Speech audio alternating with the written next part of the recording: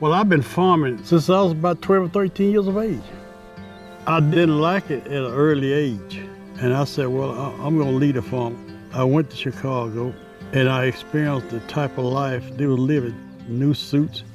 I learned when I got there, all those new suits and things they was wearing, most of them were rented. It wasn't for me. So I just packed up and came back home to where I knew I could have a good, prosperous life. I learned what's very important. Farming played a big role in my life because it taught us how to have work ethics. And not only that, we grew stuff and then we ate fresh vegetables at the house. So what that did, that subsidized so we didn't have to spend so much money in the store because it was 10 of us. So we had to have something extra to make it through the year. If you're a small farm here in the Black Belt, you have to be dedicated to what you do. It's not all about how much money you make. You love to see stuff grow and maintain it and know you're producing a good quality, safe food to eat. That's what we are concerned about, safe food. The elders of this community are so committed to the land, to our culture, the love, the passion, and yet these farmers are farming on a shoestring. And it is the lack of access to resources to be able to scale, to really be competitive, that is not available. I got a chance to learn about the diverse stories of systemic discrimination among the Black farmers. I came from a long line of farmers. My granddaddy was a farmer and my dad was a farmer. When you were sharecropping, you had to go to the field because you was living on a man's land. So once I became on my own, I can do this with joy. Back then it wasn't no joy. You know, you felt sick, you still had to go to the field because you was on the sharecropping. When my dad lost everything, when his crop didn't come up to the quota, Mr. Elam Holly came and took everything he had. Farming kept him living, but after all of that, he just wasted away. He just wasted away. That happened to a lot of Black farmers. When the bank took from them, it's like the fire went out of him farming, and he did it all his life. I wasn't gonna be like that, so I wanted to keep the flame burning.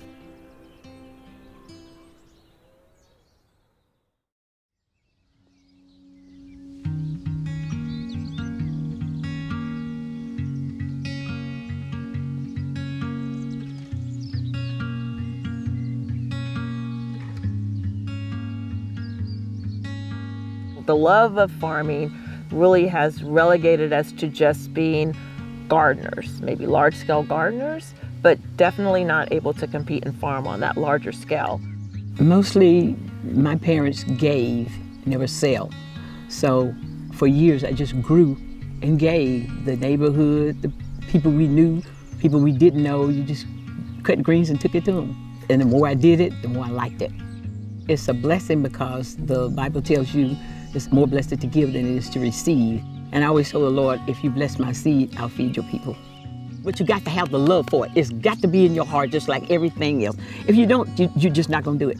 Like I tell my husband, he said, come in and rest. I said, no, you'll just find me probably out there in the field one day dead. Because that's what I live for. Because I know if the Lord blesses it, I can feed somebody. I can give some old lady a bunch of collard greens. With it, I'm keeping my dad alive. And it's like when I get to a place like, this corn ain't growing well for nothing. I said, maybe I need to go to the grave and talk to my dad. Every time I plant something, my dad is there.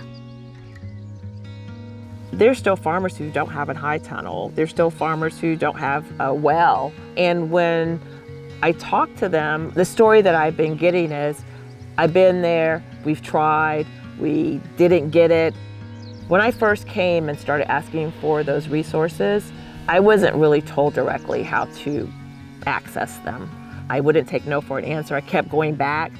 I just am an assertive person, but most of the people in this community are not like me in that regard. And I could see how easily, after a period of time of coming up against that resistance, how that would just wear you down and you just would say, I'm just not gonna deal with it. I believe that it's a real problem, it really exists. And I also believe that the government programs and some of the resources and the grants that are available, it's primarily focused on education. And what's missing is the money for the land, for the equipment, for the inputs in order to build out that business. And that's something I think we need to acknowledge. You know what I mean? There's always challenges. Resources are one thing, and then I need labor. Once you get everything all set up and ready to go, you know, I can get out, I can prep my land, get it ready, my seeds planted, everything looking good, keeping the bugs off, the predators, and then all of a sudden, it's a drop, no rain. It's not like it was back in the 50s. You know, if you got a couple of big rains, it will last you 2 or 3 weeks. Now it doesn't happen like that. But every 2 days or so, you can get an inch of rain. You need an inch more in 2 days. If you don't have a way of irrigation, you just really spinning your wheel. I pray all the time, not just for me, but for all the farmers. Like, I said, Lord, I got a little irrigation system, but look at the ones that don't. Everybody can't do a drip system. I pray over it. I said, Lord, let it rain over there. Not so much. It's all about somebody else. It's on a scale where it's not about you. It's always about somebody else. So I pray over everything and for everybody.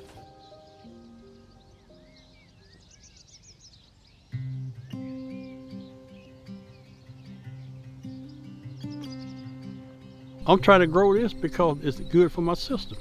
You look out for other people that don't consider the things that they put into their system. The Black Belt, we have the highest risk in the United States for cardiac health. And a lot of it stems around the quality of the foods we eat. The need is fresh vegetables. It's so much synthetic out there. Everything's coming out of a can. I see that we're gonna lose a lot of people because what they consume. A lot of farmers now, they try to grow it in a way that they want to be the first one at the market. And they don't mind who they kill between there and the market by using what they use, all the different chemicals. It's scary.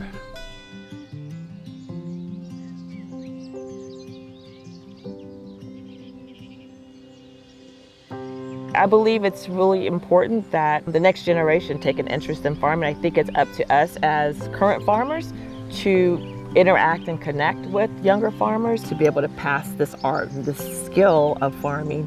We're trying to take it to another level from what my grandfather and what my mom did. And what I'm trying to do is set an example for my son, so he'll be able to take it further than I can. I'll have everything set up for him more so than it was set up for me because I didn't have anything to work with. We need to get more black farmers into it. So it's a comeback. If we don't keep passing this down to the next generation, we're gonna lose it. You know, like creeks go dry, it's just gonna dry up. I spend a lot of time trying to talk to young folks and interest them from the business side of farming because I think that's where the big disconnect is. We're so traumatized about slavery and now farming and it not being a profitable career that we don't find honor in it. But I do believe we have a small window of opportunity. One of the things that I really would like to do, I would like to have it set where we could teach the young children in school about agriculture. Everybody's not going to be a doctor, everybody's not going to be a lawyer. They should have an opportunity to get out and learn different things about farming. This is the most important thing, I think, besides being a mother, that I will leave as a legacy. It means everything to me. Out of everything I've done in my 62 years, I couldn't imagine doing anything else more rewarding and being a part of a community more beautiful.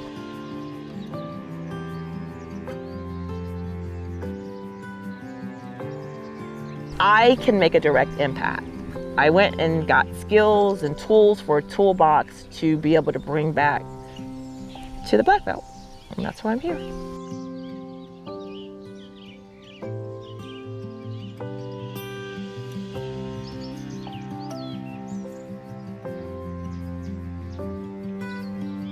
I'm hoping that this visit will be an inspiration to take back wherever you're going and introduce it to the future. You picked up the seeds and they're planted, but I expect y'all to take them back and put them in some good soil. Make sure you take it somewhere that make a difference in life for small farmers, because we need that. So with this visit today, I'm hoping to get to Washington and beyond Washington and come feed back to the small farmers to help everybody. That's what I want.